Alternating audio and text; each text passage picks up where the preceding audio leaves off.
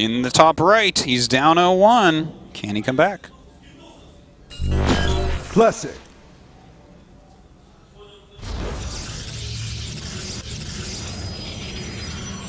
And his opponent to the bottom left in the blue. He is Tails. You know, I look at those minerals in those little like buckets that they're in on this map, and some other maps like this. Feels unnatural, right? It does, but then I think, well, why don't they just like bring all the minerals at once? Like they already have them in these kind of container-looking things. And then I think to myself, well, I mean, you'd have to build something bigger to be able to take the minerals back more efficiently. And then I think to myself, wow, are Protoss and Zerg stupid? Terrans were like, yeah, we should bring more minerals back, so they made the mule. Yeah. Terran and Protoss, though, they're like, no, it's fine the way it is. Okay, guys. I don't know, maybe like from a Protoss religious standpoint, they thought like returning 30 minerals per trip is just like too much. But well, it definitely is. They're right there. I don't know why that would be religious, but I have to agree. That's That's definitely like, way too much. The Conclave was just like, no, we're actually not going to have this. Look. Dark Templars, we'll put up with a lot, but like, you guys can drink and party all you want, like even on Sundays, but you know, no mules. No mules. You remember there was a structure in like the alpha for StarCraft II called the Obelisk that like gave probes 25% like more movement speed, so you'd have to like build one on your mineral line and like your probes mine faster. I know which. Yeah, I remember this thing. That was during alpha, I believe. Yeah, I believe that never made it to open beta. Yeah. By the way, this is like closed beta. This is Tails like just doing a cheeky build in 4 out of 4 games. Like he is not even going to even consider to play a normal game. Tails is, and I knew this when he made his strawberry haircut, he's completely in touch with who he is. He's completely comfortable in his own skin. And that means that he will do things such as make his hair into a strawberry or proxy and make cannon rushes every game. Well, he's got to wait a little bit longer here before he hides anything. I would guess it's just going to be a Stargate here. I think it's the only reasonable expectation. There it is. Mm-hmm. Well, when you go that early, I think it has to be, right? Now, when you scout this, nothing building out of either of those. 2 gases taken fully, Chrono Boost on Warp Gate, 1 pylon. Classic already knows exactly what build this is, 100%. Notice the second gateway. He will not die to it this time. Yeah, it seems to be the exact same build we saw in Game 1. Now that he's been scouted, Tails may decide to alter it a little bit, but it's tough to change this build and transition out, right? You already spent a lot of chrono on that Warp Gate research. But the thing is, like, what I would like to see here is, yes, a little bit of a change. Make the Oracle, do like the Oracle, well, now he's doing the exact same thing, but I would like to see Oracle into DT. Like the 1 Oracle into DT build. I think that would be a really nice transition out of this. And it would be very solid. You could take a base behind it and everything. It would be totally cool.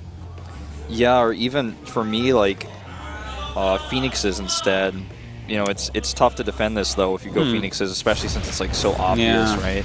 Yeah, it seems so obvious that your opponent will go for like just a bunch of Stalkers and a Twilight, and if you go the Oracle DT build against that, it's pretty strong. But it looks like he just wants to stay with the same build.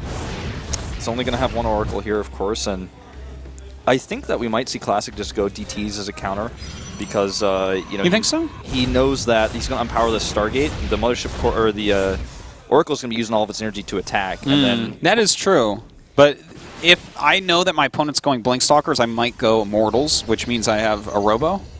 So I could see him just kind of chilling on Blink and trying to, brute force his way down, taking his expand, and then go and push. Well, seems like that's the plan so far. He's forcing his way in here, and is, this time with a better preparation, doesn't have a Nexus, but he's just killed so many probes here. Yeah, he's like, if he would actually have targeted that a bit better, he could have killed perhaps 2 more probes.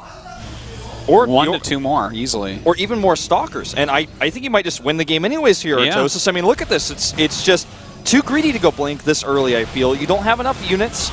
Doesn't matter if you see what's coming. Tails is going to get you. Big problem is his Mothership Core is off being greedy. And with the Mothership Core being greedy, you have no added defense. And this was actually, I would say, the major problem here. Yeah. If the Mothership Core was at home during this, he would have been fine. But he wanted to kill that pylon off.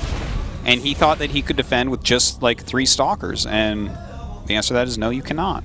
And now he's dead, because he has 12 probes. No workers to support this. Already down in Stalkers. Same gateway count. And Blink is not going to save you here.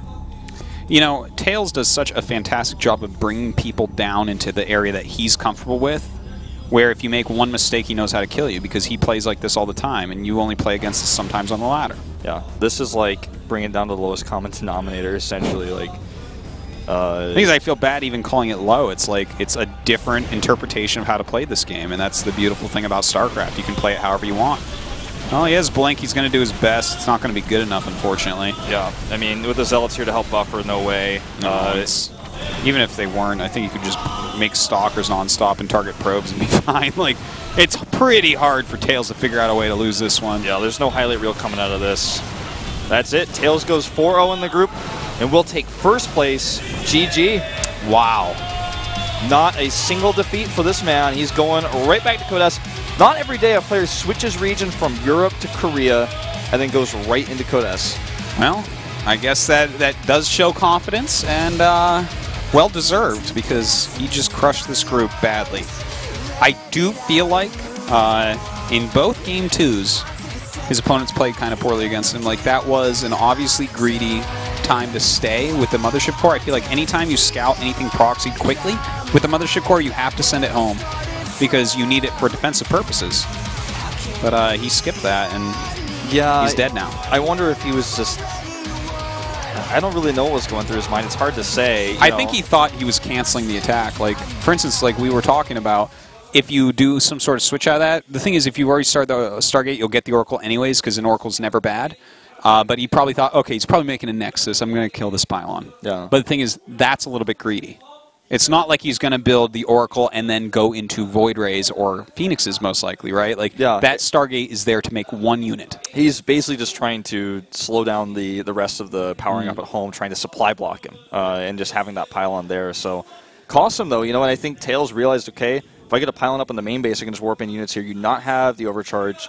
And no matter what he's building at home, with Tails' build, he's going to have more DPS output. Yeah. And with the Twilight Council with no Mothership Core at home, he just has way more units. All that gas is spent. It's so true. Very good series, I guess, to learn from. You want to look at one-sided games are oftentimes much better to learn from, even though maybe not as exciting to watch for some people.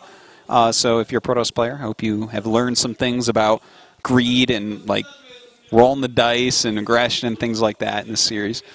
Anyways, we're going to go into a quick commercial break, and when we come back, it's going to be a Roro against Seed. Don't go anywhere.